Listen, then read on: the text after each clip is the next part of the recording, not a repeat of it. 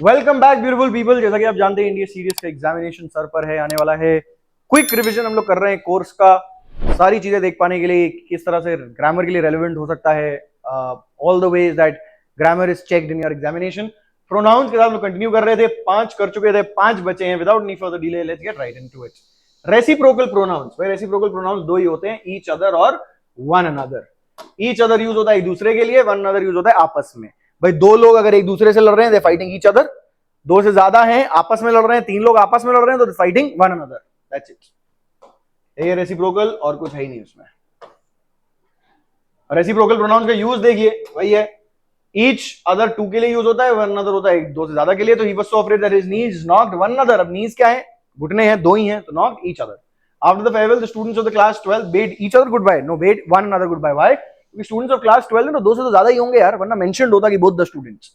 अगर specifically mention नहीं है हम तो मानेंगे यार क्लास में दो से ज्यादा स्टूडेंट्स होते हैं। फिर आगे हमारे इंडेफिनिट प्रोनाउंस। अब इंडेफिनिट प्रोनाउंस तब यूज होते हैं जब हम निश्चित नहीं होता किसके बारे में बात कर रहे हैं, किसी इंडेफिनिट सब्जेक्ट के बारे में और ऑब्जेक्ट के बारे में बात हो रही है, तो हम इंडेफिनिट प्रोनाउंस यूज करेंगे। जैसे all, some, one, many, few, somebody, nobody. All की बात हो रही है तो सभी की बात हो रही है, सभी में कौन कौन आ रहा है कोई विशेष स्पेसिफाइड नहीं है। सम की बात हो रही है, कुछ की बात हो रही है, कौन से विशेष उसकी भी बात नहीं है। जब स्पेसिफिक होता है कि कौन है किसका, उसका रिप्लेस करता है प्रोनाउन, उसको हम लोग वो पर्सनल प्रोनाउंस यूज करते हैं। फिर तो प्रीवियस लेक्चर आप एक बार फिर से देख लीजिएगा अगर आपको ध्यान नहीं है उस चीज का। तो डू गुड टू अदर्स, औरों के साथ भला करें। कौन वो और कोई भी और यार, कोई निश्चित नहीं है कौन और। Did you ask anybody to come? किसी से भी पूछा? किससे? अरे किसी से भी। मेनी हैव बीन फेल्ड, बहुत लोगों को फेल कर दिया गया है। किनको? बहुतों को। कौन? बहुत, पता नहीं कौन, पर बहुत। नन विल कम, कोई नहीं आएगा। अन्य कोई भी नहीं आएगा, भाई कोई भी नहीं आएगा। नन डिस्ट्रीब्यूटिव प्रोनाउन की तरह भी यूज किया जाता है। नन आप डिस्ट्रीब्यूटिव प्रोनाउन में ज्यादा माने क्योंकि आपकी हेल्प वहां पे ज्यादा होगी। नन को आप डिस्ट्रीब्यूटिव प्रोनाउन माने, और डिस्ट्रीब्यूटिव प्रोनाउन के बारे में ये याद रखिएगा कि वो सिंगुलर की तरह ट्रीट किए जाते हैं। तो none is here, none are here नहीं। यस, तो उसको याद रखने के लिए, नन का यूज याद रखने के लिए कैसे आ सकता है, डिस्ट्रीब्यूटिव प्रोनाउंस में उसको ज्यादा समझे। इंटेरोगेटिव प्रोनाउन 4, हु, हुम, विच, व्हाट। जब क्वेश्चन यूज किया जा रहा है क्वेश्चन पूछने के लिए, तो भाई वो इंटेरोगेटिव प्रोनाउंस बन जाएंगे। अच्छा, विच ऑफ दीज पेन्स अगर बोला है तो ये प्रोनाउन है। यही अगर मैं विच के बाद पेन लगा देता, विच पेन डू यू लाइक, यहाँ पे विच प्रोनाउन ना रहता, एक एडजेक्टिव बन जाता। एडजेक्टिव क्यों बन जाता? क्यों? क्योंकि अब ये मॉडिफाई कर रहा है पेन को, पेन के साथ जुड़ा है, ना कि एक अलग से कोई सब्जेक्ट खड़ा है जो प्रेपोजिशन के द्वारा जोड़ा जा रहा है किसी और सब्जेक्ट या ऑब्जेक्ट से। तो which pen do you like or which of these pen will change which from pronoun to adjective. Interrogative pronouns का यूज देखिए, हु, हुम यूज होता है सब्जेक्ट, ऑब्जेक्ट और ओनर के रूप में। हु तब यूज होता है जब आंसर सब्जेक्ट में आएगा, हुम तब यूज होता है जब आंसर ऑब्जेक्ट में आएगा। Who is coming, he is coming, तो ही सब्जेक्ट आंसर है। सब्जेक्ट याद नहीं है, पर्सनल प्रोनाउन जाके देख लीजिए फिर से, सब्जेक्ट होता है ही। whom has he invited, he has invited him। him object place में आता है, तो whom आया वहां पे क्वेश्चन, क्योंकि आंसर जो है वो ऑब्जेक्ट प्लेस में आएगा, ऑब्जेक्ट आएगा। whose party is it? it is his party, और his वो आ गया आपका जेनेटिव केस और पोजेसिव केस। तो ये नॉमिनेटिव, एक्यूजेटिव और जेनेटिव केस है। याद नहीं अगर आपको तो बता दूं, nominative is subject case, is nominative case, object case is accusative case, owners is possessive which is the genitive case। so preposition plus whom नहीं रहेगा, फिर by whom। इसके बाद whom अगर लग रहा है was the Ramayana written, तो by अगर मैं एंड में ले जाऊं तो who बन जाएगा वो। who was the Ramayana written by, but if the preposition plays at the end of the sentence instead, then the sentence will start with who। ये लिखा है यहाँ पे who और whom, preposition plus whom ही होगा। by whom was the Ramayana written? the Ramayana was written by him। पर एक जगह जहां पे हु का भी आंसर ऑब्जेक्ट में आएगा वो तब जब वो एक प्रेपोजिशन से अटैच्ड है, पर प्रेपोजिशन उसके साथ नहीं लगा है, सेंटेंस के एंड में लगा है। यही अगर by whom was the Ramayana written, answer क्या आएगा? Ramayana was written by him, by Valmiki हम कह सकते हैं, but we will put him there so that we can understand that the object place pronoun is being used by him, not by he, by him. तो him है इसलिए by whom है, पर यही बाय उठा के अगर मैं आखिरी में लगा दूं तो हुम हु बन जाएगा, भले आंसर फिर भी हिम में ही आएगा। Who was the Ramayana written by? The Ramayana was written by him. This is one special use where who का आंसर भी ऑब्जेक्ट केस में आएगा, उसको आप समझ लें, जब प्रेपोजिशन लगा होगा साथ में और उसको तोड़ के सेंटेंस के एंड में लगा दे रहे हैं। To choose out of two or more we use which. अगर दो से हम लोग चुन रहे हैं कि इनमें से कौन सा, तो विच यूज होता है।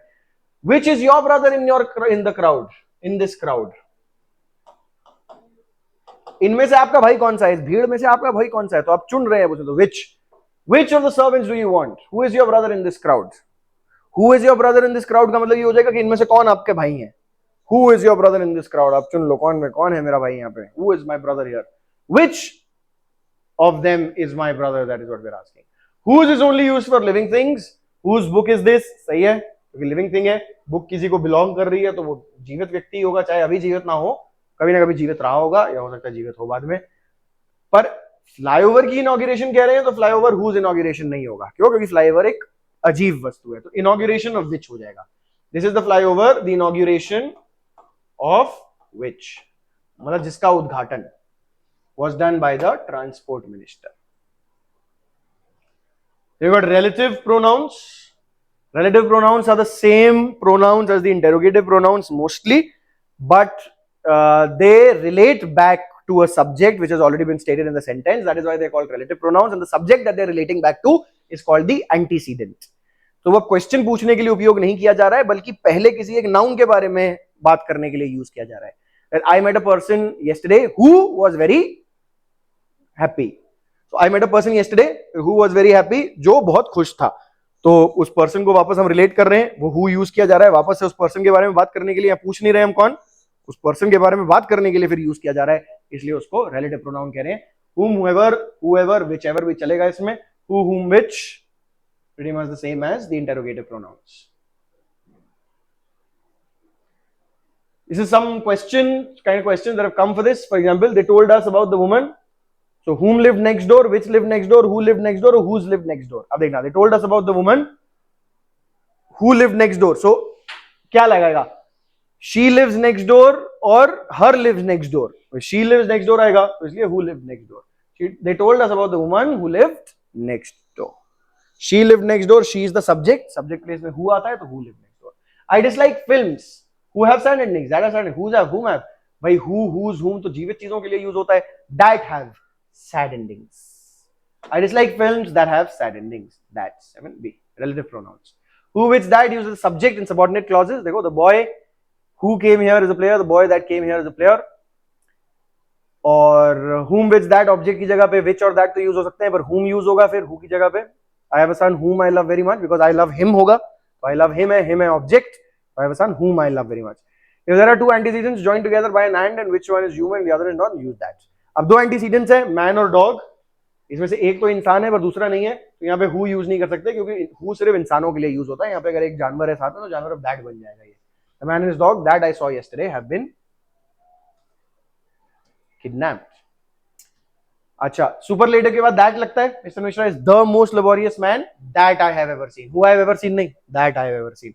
यहाँ पे हु नहीं लग सकता व्यक्ति के लिए भी। After all we use who or that and not whom which. All के बाद हु या दैट यूज होगा, हुम विच यूज नहीं होगा।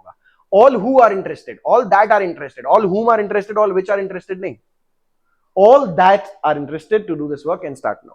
वो सब जो interested है काम शुरू करने में अभी कर सकते हैं। Use that if all is used for things. All और who तभी use हो सकता है जब इंसान के लिए use हो रहा हो, वरना आपको that ही use करना पड़ेगा। All that glitters is not gold. सारी चमकने वाली चीजें सोना नहीं होती है। इसके बाद uncountable noun, all के साथ uncountable noun फिर that लगेगा। अगर all the money which I gave her नहीं होगा, all the money that I gave her होगा। everything, nothing, the only, any, all, everyone, none, no, nobody, much, little, the same, the few, the little के बाद भी that लगेगा। my father has given me everything that I needed। this is the only pen that I bought yesterday। which नहीं, that I bought yesterday। my wife has spent the little money that I gave her। the same plus noun के साथ भी that लगता है। this is the same man who deceived me नहीं, that deceived me। the same लगा ना लगा तो that ही लगाना पड़ेगा, who नहीं लगेगा। एक्सक्लेमेटरी प्रोनाउंस क्या होता है भाई? व्हाट है बस एक्सक्लेमेटरी प्रोनाउन, एक्सक्लेमेशन के लिए यूज हो रहा है। एक्सक्लेमेशन सेंटेंसेस, एक्सक्लेमेटरी सेंटेंसेस हमने किए हुए हैं। इंटरजेक्शन में पार्ट ऑफ स्पीच में भी किया हुआ है। एक्सक्लेमेशन आपको ऑलरेडी पता होगा, तीव्र भावनाओं को व्यक्त करने के लिए जो यूज होता है। अब pronouns in subject verb agreement. Subject verb agreement में मतलब जो आपका मेन चीज आपको समझ में आनी चाहिए इंग्लिश में, वो सब्जेक्ट वर्ब अग्रीमेंट। सबसे पहले subject verb agreement is the primary thing. Subject verb agreement समझ में आ गई, आप बेसिक लेवल पार कर गए। उसके बाद आपको प्रॉपर कंजंक्शंस का यूज समझ में आ गया। कंजंक्शंस, इंटरजेक्शंस, कंपाउंड, आपको इंटरजेक्शंस, प्रेपोजिशंस, कंजंक्शंस का यूज करके आप कंपाउंड सेंटेंसेस बना पा रहे हैं। Compound complex sentences simple sentences में कन्वर्ट कर पा रहे हैं। That is your intermediate level English pass. and then you're able to use English in your daily life and form meaningful conversations, write books, write poems, read poems, know pretty much all the words that come across in your daily life. That is you going post your advanced level and into your mastery of the language. Subject verb agreement आपको सबसे पहले समझ में आना चाहिए। Pronounce का subject verb agreement में कहां कहां यूज है उसके बारे में हम लोग समझेंगे। भाई टू सब्जेक्ट जॉइन टुगेदर, अगर दो सब्जेक्ट्स ज्वाइन किए गए इन वर्ड्स द्वारा, कौन से? As well as, with, along with, together with, and not in addition to, but besides, except, rather than, accompanied by, like, unlike, no less than, nothing but. तो possessive pronoun जो होगा वो उनके पहले सब्जेक्ट के अनुसार होगा, मतलब जो मेन सब्जेक्ट माना जाएगा वो पहला वाला सब्जेक्ट माना जाएगा। As well as, together with, and not in addition to के बाद जो भी आ रहा है उससे फर्क नहीं पड़ता है। पहले उससे पहले क्या आ रहा है उसको देखेंगे हम, सिंगुलर है कि प्लूरल है, मैस्कुलिन है, फेमिनिन है, उसके हिसाब से हम लोग वर्ब और प्रोनाउंस यूज करेंगे। Rita as well as friends or her friends. Let's put her here so that it is a bit more easy to understand. Rita and her friends. Rita as well as her friends. And नहीं, लेकिन अब इसको bracket में लिख के चलते हैं। And की अगर एंड होता तो क्या हो जाता? Rita as well as her friends dash done dash work. तो हैव डन होगा कि हैज डन होगा? भाई अगर एंड होता तो हैव डन होता, क्योंकि एंड लगाते ही प्लूरल बन गया पूरा। Rita and her friends plural हो गए, एक से ज्यादा लोग हो गए, एक ज्यादा लोग है तो हैव लगेगा, हैज नहीं लगेगा। Have is plural, has is singular. But as well as लगा है, एज वेल एज लगा है तो हमें पता है हम लोग सिर्फ पहले वाले हिस्से को समझेंगे, ये है मेन सब्जेक्ट। तो रीता के साथ क्या लगेगा? हैज लगेगा कि हैव लगेगा? तो हैज लगेगा। Rita has done. और हर की their, her, Rita is a singular. My friend Reena along with the sister is staying in her house in Delhi.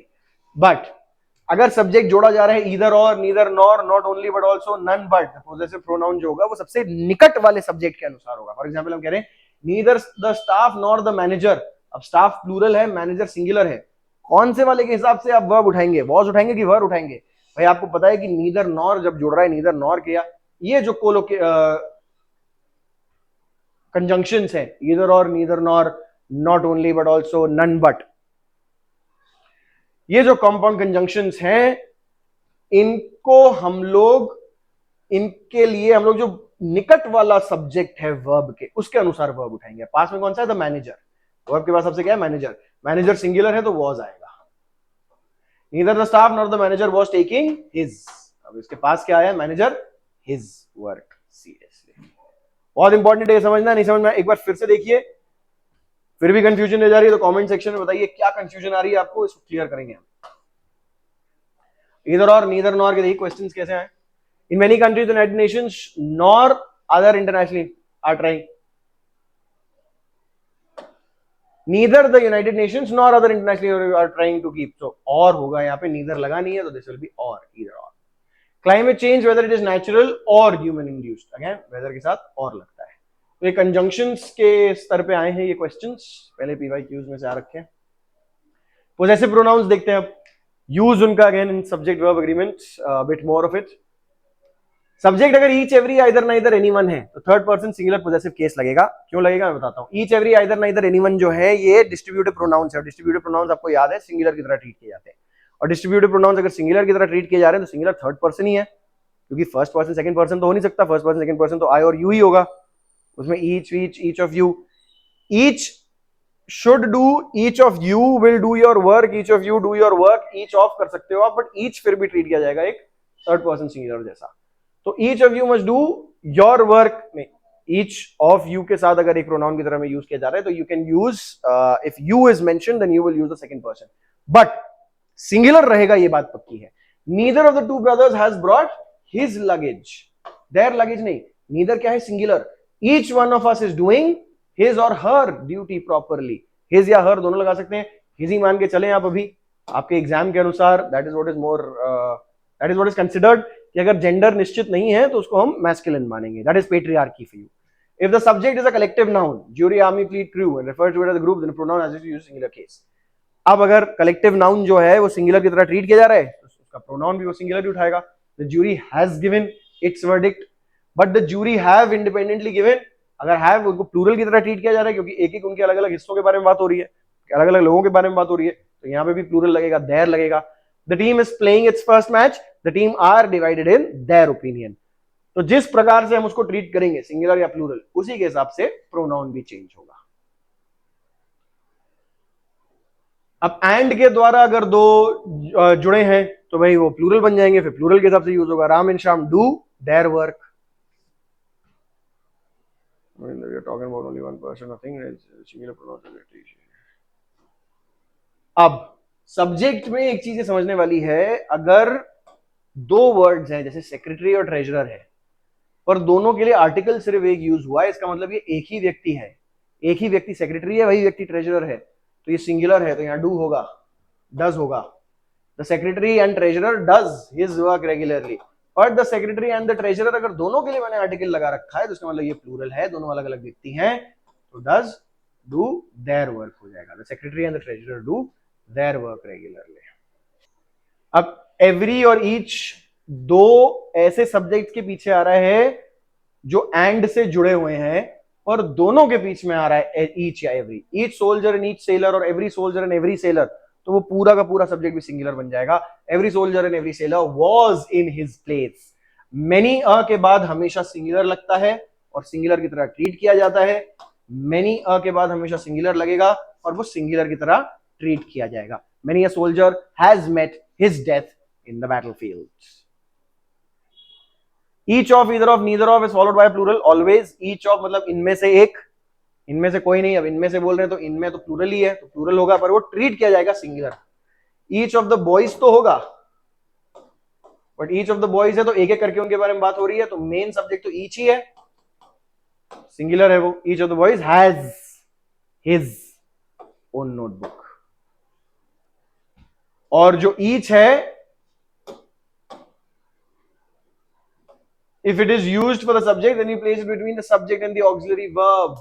We each have advised. We have each advised. Nahi, we each have advised.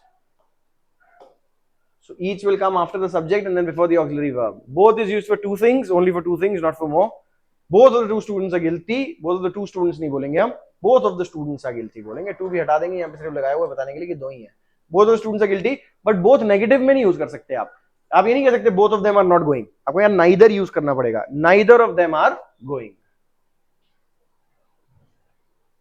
अब one है अगर subject तो उसका nominative case one है, objective case one self, possessive case जो उसका one self हो जाएगा, पोजेसिव केस उसका वंस हो जाएगा, वंस में अपॉस्ट्रोफी एस, और रिफ्लेक्सिव केस उसका वन सेल्फ हो जाएगा। प्रोनाउंस में और कोई चीज कवर करने के लिए please mention down in the comment section, क्या आप चाहेंगे, क्या क्वेश्चन है आपका, क्या कंफ्यूजन है प्रोनाउंस को लेकर। My name is Anmol. I have been your guide in this journey through the English language in association with Mark Tutorial. Thank you so much for joining in, and I will see you in the next one. कितने minute है ये?